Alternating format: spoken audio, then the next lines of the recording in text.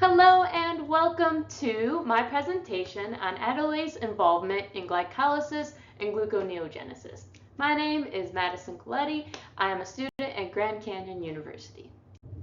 Before we begin, we're going to go over the objectives that will be covered in this presentation. First, we're going to start talking about the aldolase structure, function, and location. Then we'll talk about the different isoforms and the expression patterns. Next, we will talk specifically about aldolase B expression and how it's regulated by different transcription factors. We will also discuss glycolysis and gluconeogenesis differences, and then look at them individually and how aldolase is involved in both processes. To begin, we will discuss the aldolase structure. So aldolase is an enzyme that is a tetrameric enzyme, which means that it consists of 4 identical subunits. So we can see these subunits here. They're represented in different images in our rotating aldolase structure. We also have the red portions of the structure. So we have TIM barrel structures that are made up of 8 alpha helices and 8 beta strands. These are going to create like a barrel-like shape for our enzyme. And they're also going to house the active site where the enzyme catalytic activity occurs. Key active site residuals include lysine, which forms the shift base with the substrate. We also have aspartate, glutamate acting as general acid and bases. Aldolase is optimized for binding and cleaving our fructose 1-phosphate or our fructose 1,6 biphosphate. And we're going to dive into those specifically later on in the presentation. Next, we're going to discuss the different isoforms of aldolase. We have aldolase A, B, and C. Our aldolase enzymes are classified as isoenzymes. And what that means is that we have different groups of enzymes that catalyze the same reaction, but have different enzyme forms and catalytic efficiencies. So we have 3 different types. We have aldolase A, B, and C. First, we're going to discuss aldolase A. So aldolase A is predominantly found in tissue expression, so specifically in our muscle tissues, but it also exists in most tissues. This makes sense because our muscle tissue has high energy demands and relies heavily on glycolysis for energy production. So aldolase A is going to be involved in glycolysis, and we'll explore that process more specifically later on. But for right now, we're just going to mention that aldolase A is predominantly found in our muscles, and they're going to be involved with glycolysis. The role, so the job of aldolase A is high activity against fructose 1,6 diphosphate. Now this is created when we have our glucose molecule, our C6H12O6, and we add an extra phosphate from ATP molecules. So we're going to look at the specific process pathway that occurs for aldolase A, breaking down that unstable fructose 1,6 diphosphate molecule later on in the presentation. The second isoform of aldolase is aldolase B. Aldolase B is a specific isoenzyme predominantly found in the liver, as you can see in this image here. It is predominantly found in the liver, the kidney, and the small intestines. Its tissue expression reflects its specialized role in metabolizing dietary fructose and supporting gluconeogenesis, unlike aldolase A, which supported glycolysis. We're going to have aldolase B, who's supporting gluconeogenesis, which is also intensely described throughout this presentation. Aldolase B particularly adapted to handle fructose 1-phosphate, a key intermediate in fructose metabolism. This was also mentioned at the beginning of the presentation when I was discussing different substances that aldolase is responsible for metabolizing. Aldolase B is going to be the key mechanism, the key role in gluconeogenesis, and it's going to contribute to glucose production during fasting states. Now we're going to look at how different transcription factors affect aldolase B expression. So Aldolase B expression is tightly regulated by several transcription factors. They're each going to play a specific role in controlling gene expression, particularly in the liver. So let's begin with HNF-1. So we have our hepatocyte nuclear factor 1. It's going to regulate liver-specific genes. It's going to include Aldolase B, ensuring that it's expressed when needed for liver metabolism. Now let's take a look at the next transcription factor. We have HNF-3. So here we have a hepatocyte nuclear factor number 3. It is involved in liver development and is going to help regulate genes necessary for maintaining metabolic functions, including our Aldolase B. The third transcription factor that we have is C/EBP. So here we have an enhancer binding protein, and it's going to be important for regulating gene expression in the liver, adipose tissues, and other tissues. It is going to make sure that it is regulating Aldolase B's expression during metabolic processes. And finally, the last transcription factor that we have is DPB. So here we have a D site binding protein. It's going to play a crucial role in regulating the circadian expression of genes, including Aldolase B, ensuring its expression aligns with the body's metabolic rhythms. So together, these 4 transcription factors work together to, in concert, to regulate our Aldolase B expression, particularly in response to metabolic and circadian changes in the liver and in other tissues. Here is a summary to summarize the expression regulation from these 4 transcription factors. So these transcription factors bind to specific promoter regions of Aldolase B gene, influencing its expression, especially in the liver and the kidneys. These transcription factors play a crucial role in modulating Aldolase B's activity in response to metabolic signals such as changes in glucose and fructose levels and the circadian rhythms, ensuring that this enzyme is expressed at the right time to support metabolic processes. So essentially, this regulation allows the body to control Aldolase B expression according to both energy needs and the body's internal clock. Now we can move on to our final Aldolase isoform, which is Aldolase C. So Aldolase C is primarily expressed in the brain and nervous tissues. This tissue-specific expression reflects its important role in maintaining glycolysis within the central nervous system, which requires efficient energy and production for proper functioning. Aldolase C exhibits high activity against fructose 1,6-diphosphate, similar to other Aldolase isoenzymes, specifically Aldolase A. This activity is crucial for sustaining glycolytic processes in the brain cells, ensuring that continuous supply of energy is available for our neural activities. Here we have the overview for the Aldolase function. So for the rest of the presentation, we are going to be describing glycolysis and gluconeogenesis and talking about how Aldolase is involved in those 2 processes. So as you can see from this arrow here, we do have Aldolase contributing to both glycolysis, where we are going from our fructose 1,6-biphosphate and we are breaking it down during the process of glycolysis. And remember, glycolysis occurs in the cytoplasm. That's where we have this really large glucose molecule, and we're trying to slowly break it apart to gather energy in the form of electron carriers and ATP to help our human produce ATP.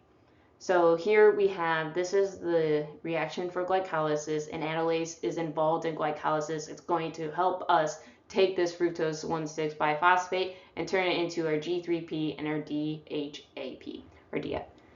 We also have Aldolase contributing to gluconeogenesis, where we can see that this is in a sense, the reverse of glycolysis. So this is where we are taking these two molecules and we're combining them to recreate that fructose 1,6-biphosphate, that unstable molecule with our glucose sugar and extra phosphates from our ATP that we originally started with glycolysis.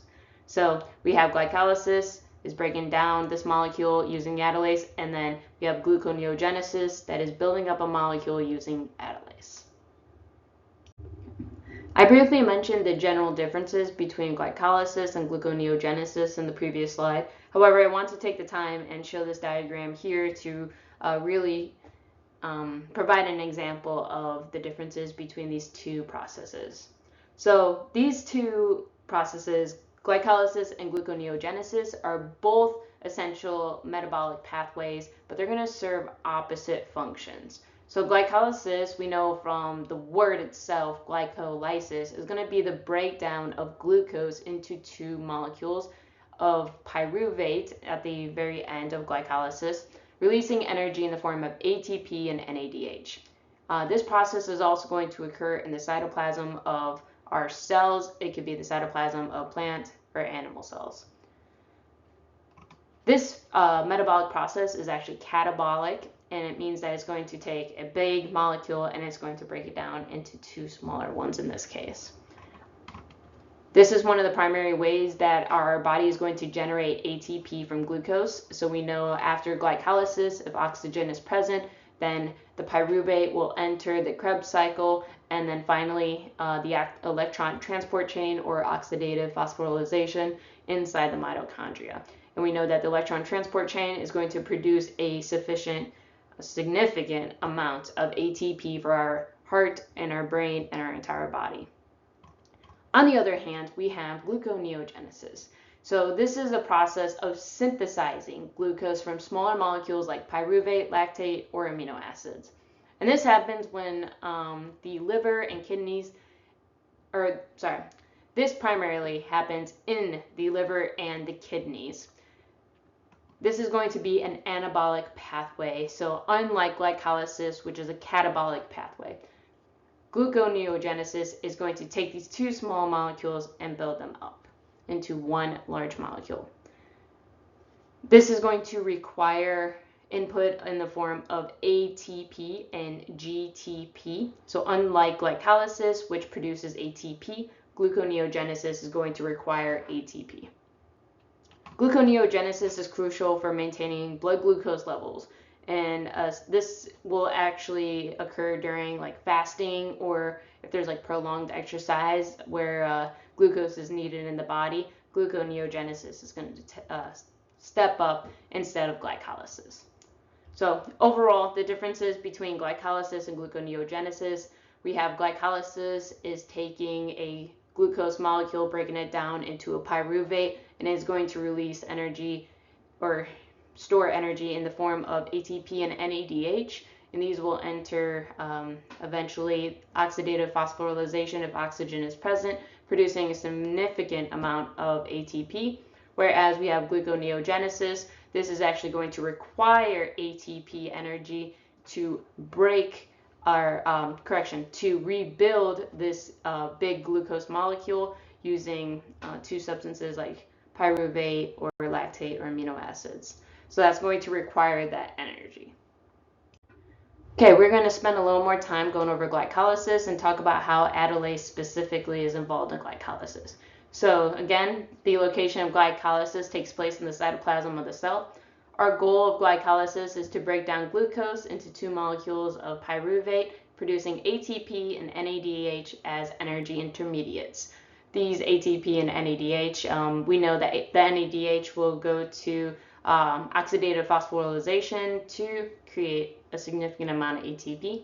This process is going to help cells quickly generate energy, especially if it's under anaerobic conditions. So we know that glycolysis does not require oxygen, but if oxygen is present after glycolysis has occurred, my pyruvate will enter the Krebs cycle, and then if oxygen is present, it will enter the oxidative phosphorylation. Okay, now we are going to examine these two diagrams that are going to show us how Aldolase A and glycolysis interact. So Aldolase, we know, is going to play a critical role in the process of glycolysis. And it's going to do this by catalyzing the key step in the pathway. So specifically, Aldolase cleaves fructose 1,6 biphosphate. So it is a 6-carbon molecule, and it's going to take this 6-carbon molecule and it's going to cleave it into 2 3-carbon molecules, which we have G3P and our DHAP, or DAP. This reaction is very important because it breaks down the sugar into smaller molecules that can continue through the glycolytic pathway to produce ATP and NADH for our cell. Essentially, Aldolase helps split this 6-carbon molecule into 2 3-carbon molecules, or intermediates, which are necessary for continuing energy production during glycolysis. So here we have a diagram that is showing this process a little more basically. So we have glycolysis as the process.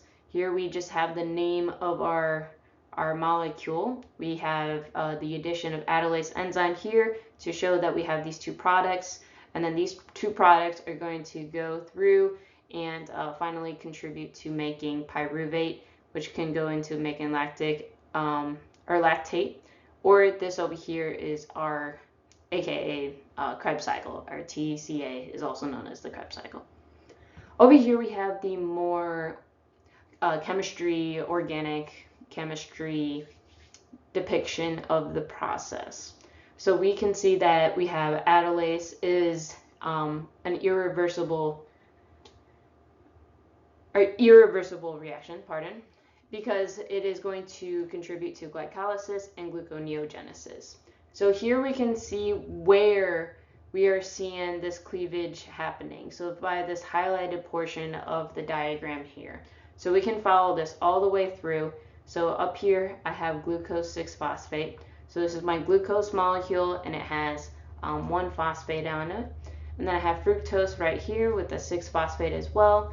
And so we can see this process of our glucose molecule coming in and going through glycolysis. And then right down here is where we have the addition of the Aldolase.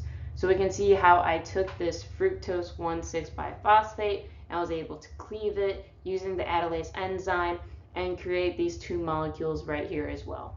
So this is a great depiction of like the organic chemistry, the orientation of my atoms in my molecules before and after I have Aldolase A in the process of glycolysis.